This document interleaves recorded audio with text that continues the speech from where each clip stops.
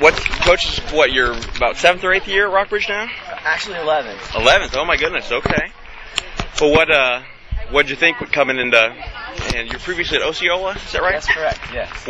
Obviously coming to a big school, like Rockbridge, you've probably got a lot more opportunity to get athletes. Tell me what your initial thoughts or mindset was taking a job at Rockbridge. Oh, mercy. Yeah, I mean, having 12 kids at Osceola for the cross-country team was like 10% of the student body, and it was a really big deal. And I thought it was great having double-digit kids. And then when I got to Rockbridge, actually, my first year we only had like 19, 20 kids at Rockbridge, so it was kind of like, well, I guess it's not that much different. But then, of course, you go to your first meet, you realize how good everybody is, and I knew I grew up in St. Louis, so coming from a Class 4 program, going to a Class 4 program as a coach, I knew what I was getting into, but it was a rough start. Yeah.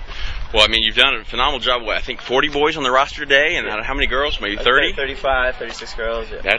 That's impressive numbers. But and obviously had some great success with the boys and girls last couple of years. The boys with a couple trophies and a runner-up finish last year. What do you sit down with the boys after track season or going into the summer and say, hey, look, we've got something really special that we can do here and get everybody on the same page, or what? Essentially, we're always talking about it. Coaches and I are always talking about it. These guys are talking about it with the guys, and it helps. Coach Miltenberg's a counselor at the high school, and Coach Sasser works in the career center. So we're all kind of in different buildings, and when we get a chance to corner the kids, we really try to do the best we can to get them excited for cross country. And the kids, the biggest thing is they've really bought into what we've asked them to do, and I think more than anything, they've done it together, and that's really kind of been our theme is if we're going to do it, we're going to do it together, and we don't want necessarily an individual stand out. We want the group to stand out. Right. That's really the goal. Well, let each of you guys comment on just what kind of some special qualities you see in this team and some of the individuals, and what's led to their success and their. Well, I'll just say that this group of kids has really grown. So when they started, Caleb, when I started coaching, these kids were freshmen. So Caleb was a freshman, Jay was a freshman, Sam Garrett, Jordan Cook was a freshman, Sam Garrett was a freshman, Emily Wright was a freshman, and they've really grown the program. They've really grown. I mean, those kids have really grown the program into how many seniors? There's like 17, right? Yeah, 17 seniors from those kids right there. And just to really see them kind of progress throughout the years has been pretty amazing. And I've shared, so many seasons with all these different kids, with track, cross country, and then like Caleb, I've got 2 classes at the Career Center this year and 2 classes last year, and he's my TA. So it's like I got all these classes with him. I mean, I've seen him grow and stuff like that. So just the way the team atmosphere that this team has is really special. And to see the work they put in over the summer too was pretty amazing. Just the miles they put in together. So Caleb actually has some responsibilities in class to lead others, or what? Every once in a while he can be a high achiever in the classroom when he wants to be. Yeah, yeah. So he's a special kind of student, and a different kind of kid that you can't always take the same approach you do with everybody else. It's very individualized with him. So yeah. Well, it's been fun to watch him grow over the last couple of years, and just not a quiet, shy kid. You enjoy hearing what he has to say, and if you think he's not quiet and shy, I mean, he was so much worse his freshman year. I was going to say, he was so much louder his freshman year.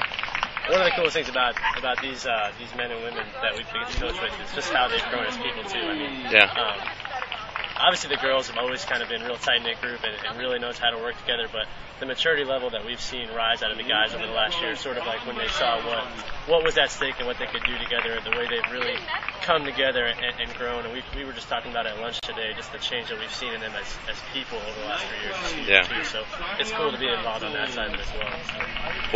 What's that feeling like when they come to the end of a high school career and they've excelled athletically and then also in this classroom and go on to college, and what are those feelings like? It's exciting, but it's also the hardest part of your job. Lauren Bourdieu, Philip King, it was time to say goodbye to those guys. It's just, and you feel like you've bled life into your program, and then you see those kinds of kids go, and it's just such a hard thing. It's a selfish thing, but at the same time, there's that attachment to them because of what they've really put into your program and the blood, sweat, and tears that they've gone through and that you've shared together. So, yeah. Well, what's next? So, tell me quickly just about the Chicago trip and what that experience was like. Obviously, SLU made the trip last year and had some success. You guys the men had a great race, and the women also. But who wants to just recap what that experience was like? I'm glad that he had his iPhone. I mean, we on 2 school buses, Michigan Avenue. If you can just imagine, it was crazy. But I mean, they handled themselves really well. And from the running side of things, we knew that we weren't going to waste our time making this trip. The fundraising efforts put together by them and the parents and was quite the ordeal. And so we didn't want to waste the opportunity that we had. And we knew that we were on a kind of a national stage there, and so we looked at it as a real growing opportunity, feeling like it may be among one of our top 3 or most competitive meets of the season. Yeah. When you take 80 kids to Chicago on 2 school buses, like, everything just takes way longer. I mean, just to go through the line to get sodas at Noodles & Co. Powerade, excuse me. It takes like 2 hours. I mean, the kids are just taking their time picking every little thing. So that was probably the hardest part, just the time and effort. Everything got pushed back. We were 2 hours late just trying to get to the course to practice the night before the meet and stuff like that. Everything just got pushed back. But, I mean, and that's why I think it's so special what the kids did, considering they spent 2 nights in a hotel. They were exhausted from all the travel and stuff like that. That's why I think it's so special just with what they did. Running against some great competition. I mean, on the girls' side, we got 9th, and I feel so lucky to just have been in the top 10. Yeah. They were so good. On the guys' side, Palatine's incredible, and it was great to just compete and run with York and lots of other Illinois schools out there too. So I mean, it was a special trip. And I think the biggest thing is it's really expanded the kids' vision of what's possible. I think the last couple of years, we've been really focused on the safety, and then Nike's been like a reward, but a good experience. But I think this year, going to that meet and having them see what's possible is really going to help them keep that focus that much longer. Right.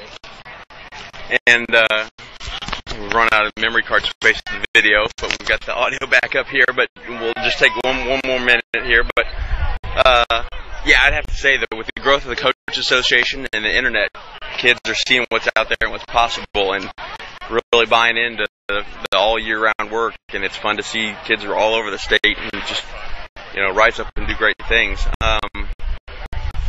Tell me what the national attention has been like. The guys being some national recognition and national rankings. I know I was fortunate enough to bite my nails when the national rankings came out when I was running at Jefferson City, and that was exciting. But we also know once it was time to practice, it was time to get back to work. What's that experience been like? And you had to temper that excitement a little bit.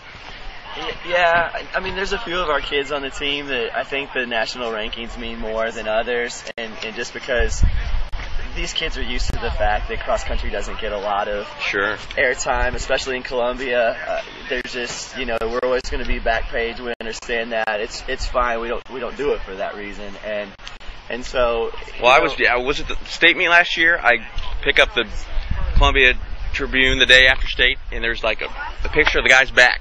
State on the truck. Wasn't that was the only photo of the whole, wasn't it? I mean, I was just, are you kidding me?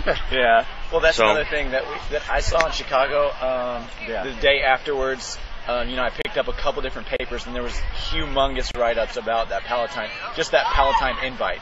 And it was just special, and they did some stuff about more. They put more stuff in the Chicago Tribune, and the Chicago Tribune about Rock Ridge than the Columbia Tribune did. So, I also think the kids' vision was expanded just because in the last couple of years, like last year at Nike, our boys got 15th and our girls got 15th too. So when those rankings came out, it made it seem more doable and plausible this year that maybe we could have a shot at doing something beyond that. So I think just letting them know that something like that was possible, and then to know, Palatine's ranked ahead of us, and then to go and race against them and lose by 16 points, right?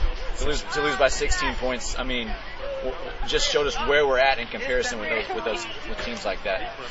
Yeah.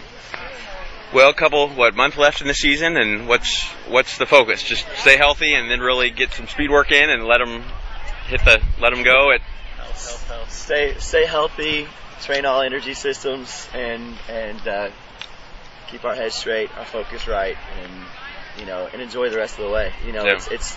It's not just the state meet, but it's bus rides home, it's practices, it's pasta parties. For these guys, those things they're going to remember as much as anything when it's all said and done. And so I want them to really treat this last month really special and understand that the memories they have the potential to make in these last 5-6 weeks can last them a lifetime. So that's the focus. Yeah. Have you talked about a state championship, or do you bring that up, or are you just thinking about doing your best, or what's we do. I won't lie. I mean, we know that there's some great teams out there, and we would like to think that we can compete with them, and we have expectations to compete with them on both sides. But we need reminders once in a while on some of our hard practice days that we're not shooting for a top 10 finish. We're gunning for the big dog, and whatever it takes to try to get there, we're going to remind ourselves of that. And we think that if we have that single vision, that single focus, that if we come up short, we come up short. But I think we need to have that. We've always said that we don't like to create ceilings for ourselves with what we think we can accomplish. And so ceilings limitless right now. And some guys on this team have been close. They've been, they got fifth when they were freshmen, and they got third when they were sophomores, and then second when they were juniors. And so, I mean, they've been close, and they know what it feels like when those results go up and we see that we didn't quite do it. Last year we saw that Lee Summit North ran, a phenomenal race and did it.